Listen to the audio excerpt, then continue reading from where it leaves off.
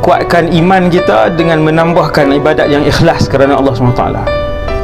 Ada orang mayang malah apa semua, bukan tak solat 5 waktu, solat 5 waktu macam biasa, cuma dia punya rabi' qalb dia doa ibu dia. Dia telefon mak kan, doa untuk abang si mak kan, ataupun minta mak sebut perkataan redha. Siapa yang belum pernah, ni antara kunci yang paling besar, yang belum pernah minta ataupun dengar perkataan redha daripada ibu atau ayah dia, try buat. Ia mengubah kehidupan ramai orang. Mak kita tak pernah sebut, tapi kita sebut, kita bagi tahu. Mak sebut, mak redha hidup abang.